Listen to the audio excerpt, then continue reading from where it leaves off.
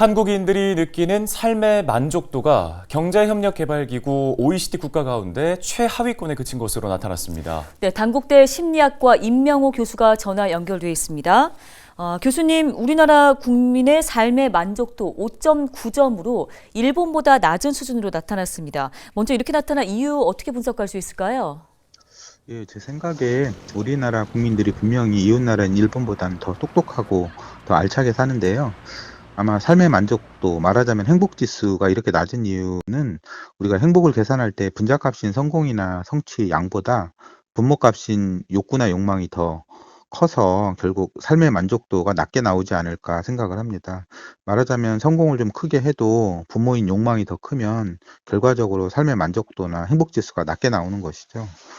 또 우리나라 국민들이 비교를 더 많이 합니다. 절대적으로는 분명히 잘 사는 편인데요.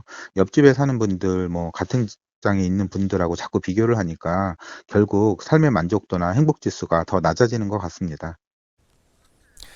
네, 국민들의 삶의 만족도는 최하위고 또 눈에 띄는 부분은 아동학대 피해는 역대 최대를 기록한 걸로 나타났거든요. 아동학대 사건의 언론 보도가 지금도 끊이지 않고 있는데 이 부분은 어떻게 평가를 좀 해봐야 할까요?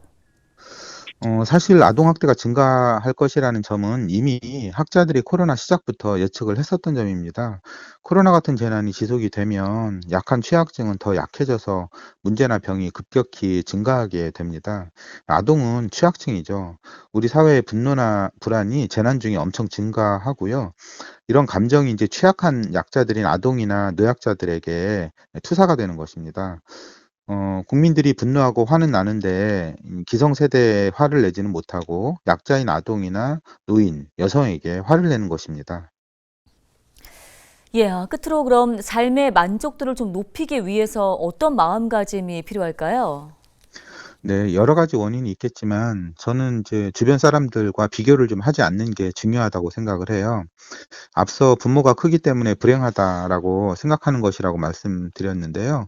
부모를 작게 만드는 방법은 작은 일에도 감사한 마음을 갖는 것입니다. 사실 행복이든 불행이든 가장 큰 요인은 결국 사람인데요. 무엇을 가지고 있느냐가 아니라 누구와 함께 있느냐가 행복에서 가장 큰 요인입니다.